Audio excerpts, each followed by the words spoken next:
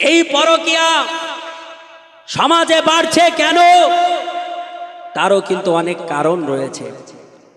পরকীয়া বাড়ার পিছে আপনি মনে করিয়েন না আপনি বাবা, আপনার হাত নেই।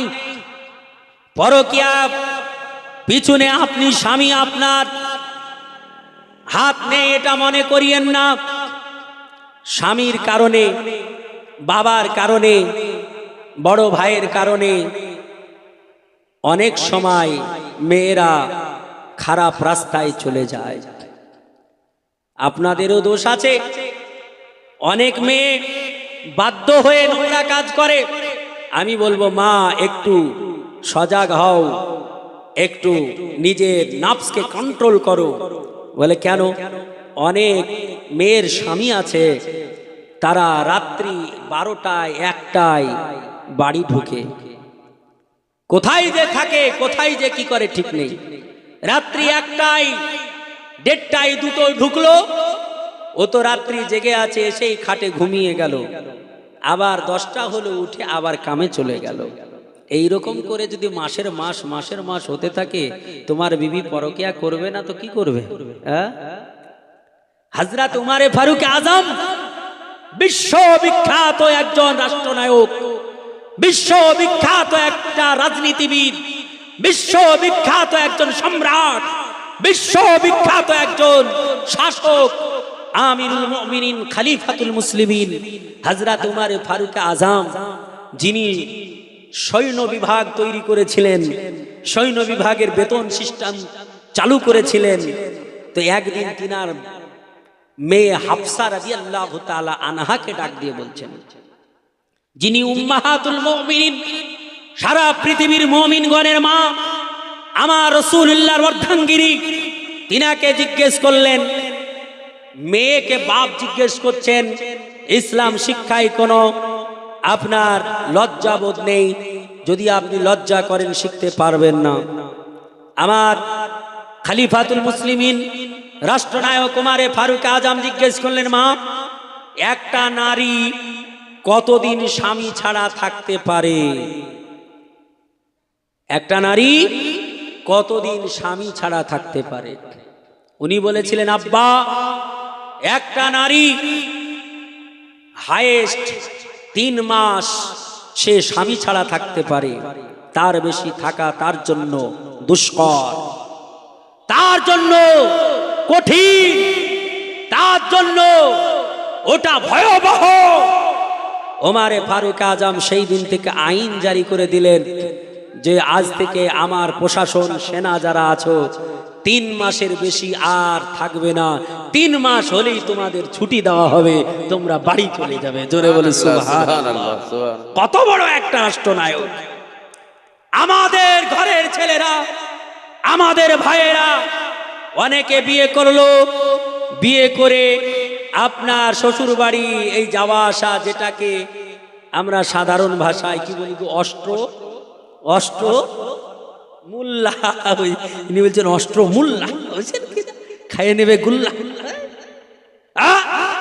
তো এরপরই দেখা যায় ওই ছেলেটা আর নাই। বলে কোথায় গেছে গো তোমাদের জামাই? বলে দুবাই। বলে কোথায় গেছে? বলে সৌদি। কোথায় গেছে? বলে কেরালা। বলেন কিনা, গেল তো গেল, আর হ্যালো ছাড়া আর কিছু থাকলো না। ওখান থেকে বলে হ্যালো, কেমন আছো? হ্যালোতে সব হবে? হ্যালো করবে তো আরো উত্তেজনা তো বাড়বে। নিভাবে কি দিয়ে? এ মুসলমান, ইসলাম সব শিক্ষা দিয়েছে। আজ বিয়ে করে চলে গেল, 1 বছর পর আসছে বাড়িতে খুব আনন্দ করে। বাড়িতে ঢুকে বলছে, কই রে সকিনা আছে? বলে get out of the house. বলে তুমি 1 বছর ওইদিকে গিয়েছো, আর 9 মাসের মাথায় আর একটা ছেলেকে নিয়ে কিনা চলে গেছে। যাবেই তো, ও তো 3 মাস কন্ট্রোল করতে পারবে, তুমি তো 1 বছর আছে, কন্ট্রোল করবে কি করে? অনেক আমার যুবক ভাই কেরালায় গিয়েছে, কেরালায় গিয়ে থাকছে 6 মাস 9 মাস বছর থাকছে। আমি বলবো ইনকাম করুন, সব করুন, কিন্তু মাঝে মধ্যে বাড়িও আসুন, তবেই ঠিক থাকবে। আপনি 3 মাসের বেশি থাকার চেষ্টা করবেন না, দেখবেন আপনার স্ত্রীও পরকিয়া করবে না, আপনার স্ত্রী টিকিট কাটবে না, গেট আউট হবে না। তাহলে মেয়েকে দোষী করার আগে তুমি নিজকে দেখো, নিজকে দেখো। আজ আমার অনেক মা খালা যারা অশ্লীল নগ্ন পোশাক পরে আপনার রাস্তাঘাট বাজার এখানে ঘোরাঘুরি করছে, মেয়ে মানেই হচ্ছে তারা লজ্জিতা, তাদের মধ্যে আল্লাহ তাআলা লজ্জা বেশি দিয়েছে, হায়া বেশি দিয়েছে। কিন্তু কেন বুঝছেন, আমরাও বিভিন্ন জায়গায় চলি, ভারতবর্ষের বিভিন্ন রাজ্যে, আসাম, ত্রিপুরা, মিজোরাম, আপনার বিহার, ঝাড়খণ্ড, এগুলো প্রায় জালসায় যায়, বুঝছেন কিনা। এই যে এই বছর 26 সাল নতুনই আবার ত্রিপুরা যাব, বুঝছেন। বিভিন্ন জায়গায় দেখেছি, বিভিন্ন ভাবে ফলো করে দেখেছি, মেয়েরা যখন রাস্তায় হাঁটবে আপনি বলবেন হুজুর আপনি ওটাও দেখেছেন? বলে হ্যাঁ, রাস্তায় চললে তো চোখ আর বন্ধ করা যায় না, রাস্তায় চোখ বন্ধ করলে উজুট খেয়ে পড়ে যেতে হবে, তবে কোনো পর নারীর দিকে তাকানো যাবে না। আপনি একবার তাকালেন, আপনার চোখ পড়লো, সঙ্গে সঙ্গে ঘুরিয়ে নিতে হবে, দ্বিতীয়বার আর দেখা যাবে না। তো ওই একবারই দেখতে গিয়ে কত শত আপনি দেখবেন অনেক মেয়ে যখন আমাদের দেখে, মৌলবি আলেম দেখে, দাড়িওয়ালা টুপিওয়ালা দেখে, তো ও তো স্কার্ট কাট পরেছে, বুঝলেন কিনা, পাছার উপরে উঠে গেছে জামা, তখন নিচের দিকে এইভাবে টানে, এই টানে কি টানে না, নিচের দিকে টানে। আরে টেনে আসবে কি করে, ওটা তো রবার ফাইবার না, ওটা তো রবার নয়, ও নামবে কি করে, কিন্তু ও টানে। আমি বুঝতে পারলাম তাহলে মেয়েটা লজ্জা আছে, লজ্জাই টানছে, নিচে নামানোর চেষ্টা করছে, বুঝছেন কিনা। এই ছোট জামাটা পরানো শেখালো কে? ওই মেয়েটা তো হঠকারিতা, আপনার এত ছোট জামা পরেনি, স্কিন টাইট আপনার প্যান্ট পরেনি, ওকে শিখিয়েছেন আপনি, আপনি শখ করে কিনে নিয়ে এসেছেন, বলেছেন মা পরো। আপনি ছোট থেকে ওই ছোট ছোট জামা পরাতে পরাতে পরাতে, স্কিন টাইট পরাতে পরাতে অভ্যাসে পরিণত যখন হয়ে গেছে, তখন আর ছাড়াতে পারা যায় না, বুঝছেন কিনা। তাহলে দোষটা কার? দোষটা আপনার বাবার। আল্লাহর নবী বললেন একটা মেয়ে জাহান্নামী হলে 4টা পুরুষকে জাহান্নামে নিয়ে যাবে, 1 নাম্বার বাবা। কিয়ামতের মাঠে যখন এই মেয়েটাকে আল্লাহ তাআলা বলবেন ফেরেশতা তাকে জাহান্নামে নিয়ে যাও, উদখুলু ফিস জাহান্নাম, জাহান্নামে ঢুকিয়ে দাও, তখন মেয়েটা বলবে আল্লাহ আমি একাই জাহান্নামে যাব না। আল্লাহ বলবে গুনাহ করেছিস একাই, তো তুই একাই যাবি না তো আবার কে যাবে? তখন মেয়েটা বলবে আল্লাহ আমি একাই জাহান্নামে যাব না। আল্লাহ বলবে কেন? বলে আল্লাহ গো, আমার বাবা যেই দিন আমি সাবালিকা হলাম, একটা মেয়ে 9 বছর বয়সে সাবালিকা হয়ে যায়, 9 বছর অতিক্রম করলেই সাবালিকা হয়, আর যখন সাবালিকা হয়ে যাবে একটা মেয়ে, তখন তার পুরো শরীরটা ঢাকা হচ্ছে ফরজ। ওই 9 বছর যখন হলো, তখন থেকে তাকে পর্দা করতে হবে। কিন্তু আমার ভাই সে কি করলো, মেয়েকে শখ করে আপনার চুড়িদার কিনে নিয়ে এসে দিল, সেটা একদম ছোট্ট। 10 বছর হলো, স্কিন টাইট প্যান্ট পরানো শেখালো, এইরকম করে আস্তে আস্তে বড় করলো। তাহলে দোষটা কার? মেয়ে যখন বলল বাবা আমি কলেজে যাব, কলেজে গেল, আমরা জানি স্কুল কলেজে যাবে তার একটা টাইম টেবিল আছে, অফিস আদালতে যাবে তার টাইম টেবিল আছে, হয়তো 11টা থেকে 4টে, 10টা থেকে 3টে, এ সময় আপনি জানেন আপনার মেয়ে রাত্রি 11টা হচ্ছে এখনো বাড়ি ফিরলো না, আপনার মেয়ে রাত্রি 10টা হলো বাড়ি ফিরলো না, আপনি খোঁজ নেন না। যখন মেয়ে আসলো রাত্রি 11টায়, মেয়ে ঢুলতে ঢুলতে নিজের কামরায় ঢুকে গেল, হ্যালো কানে ধরেই ঢুকে গেল। বাবা বলল না মা এত রাত্রি ছিলি কোথায়, কোথায় থেকে আসছিস? আর কার সঙ্গে এত কথোপকথন চলছে? বাবা জিজ্ঞেস করলো না, বাবা বলছে আমার মেয়ে বড় হয়েছে, স্মার্ট হতে হবে। আল্লাহকে কিয়ামতের মাঠে বলবে, আল্লাহ গো, ওই বাবা আমাকে যদি প্রথম থেকে নিষেধ করত, আজ আমি জাহান্নামী হতাম না। আল্লাহ তাহলে এখন কি করবে? আল্লাহ বলবে, ফারিস্তা তার বাবা কে ডাক। বাবার মুখ ভরা দাড়ি, নামাজি, মসজিদের সেক্রেটারি, মসজিদের সভাপতি, মসজিদের ক্যাশিয়ার, মাদ্রাসার সভাপতি, ক্যাশিয়ার, সেক্রেটারি, আল্লাহওয়ালা, খুব সুনাম। আল্লাহ বলে, হারামখোরকে ডেকে নিয়েছে জাহান্নামে, ঢোকা, ওকে ঢুকিয়ে দেওয়া হবে। এখন বলবে যা জাহান্নামে। বলে আল্লাহ যাব না। বলে কেন? বলে আল্লাহ আরেকজন আছে। বলে কে?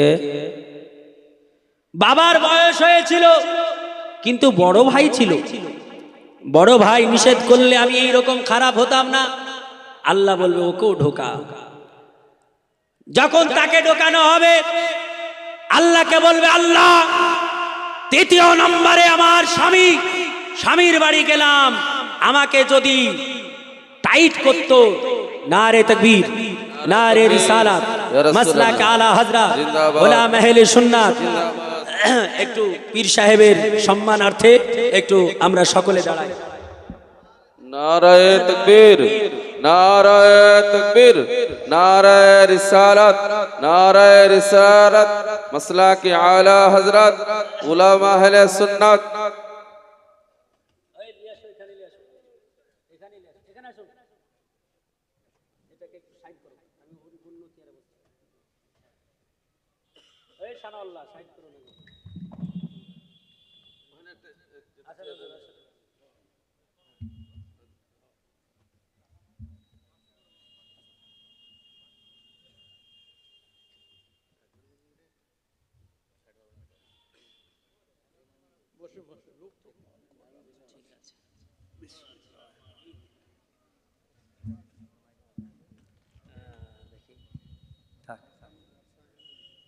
সুবহানাল্লাহ, সুবহানাল্লাহ। এই দেখেন পীরে তরিকাত, রাহবারে শরিয়াত হযরতুল আল্লাহ মাওলানা মুহাম্মদ বদরুল আলম মুজাদ্দিদি সাহেব মুআজ্জাজ। যদিও বা উনি আমার শিক্ষক নন, তবু শিক্ষকের মতন সম্মান করি, রেসপেক্ট করি। আলহামদুলিল্লাহ, খুব ভালো মানুষ জানি। অনেক দিন ওনার সঙ্গে সাক্ষাৎ হয়েছে। ওনার বাড়িতে আমার সংগঠনের তরফ থেকে অনেকবার মিটিংও করেছি, একবার রোজাতে ইফতারও করেছি, বুঝছেন কিনা? সুবহানাল্লাহ। যাই হোক, হুজুরের কথা আপনারা শুনবেন, আমি সামান্য কয়েকটা কথা বলেই ইতি টেনে দেব ইনশাআল্লাহ। তো বলতেছিলাম, একটা নারী চারটা পুরুষকে জাহান্নামে নিয়ে যাবে কেন? আপনি বুঝতে পাচ্ছেন? তাহলে আপনি যদি বাবা হন, আপনাকে সাবধান হতে হবে। আপনি যদি ভাই হন বড়, আপনাই সাবধান হতে হবে। আপনি যদি স্বামী হন, আপনাই সাবধান হতে হবে। আপনি যদি সাবধান না হন, তাহলে হবে না। এখন চতুর্থ নম্বরে বড় ছেলে, এও বাদ যাবে না। অনেকে বয়স্ক, 70 বছর বয়স, আপনার 60 বছর বয়স, তারপরেও দেখা যায় অন্যর সঙ্গে বেরিয়ে গেছে। এইরকম আছে কিনা? এই জোরে বলেন, আছে কিনা? আছে, আমারও জানা আছে। বুঝছেন কিনা? যে মেয়েটা 50 বছর সংসার করলো, তারপরে স্বামীকে ছেড়ে দিয়ে অন্য জায়গায় টিকিট কাটলো। মুআজ্জাজ মুহতারাম, তাহলে আমাদের সকলকে সাবধান হতে হবে।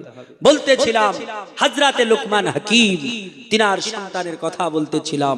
তিনার বিয়ে বাসর রাত্রিতে যখন তিনার স্ত্রী যখন তিনার সঙ্গে প্রেম বিনিময় করতে চাইলেন, তখন তিনি বললেন, ওই যে বৃদ্ধ ব্যক্তি বলেছিল যে তুমি বলবে যে আমার কাজ হাজাত, এখন দরকার, আমাকে যেতে হবে, একটু বাইরে যেতে দাও, আমার টয়লেটে যেতে হবে, একটু বাইরে যেতে দাও। যেতে দেবে না, কিন্তু তুমিও তোমার একদম কথায় স্টিল থাকবে।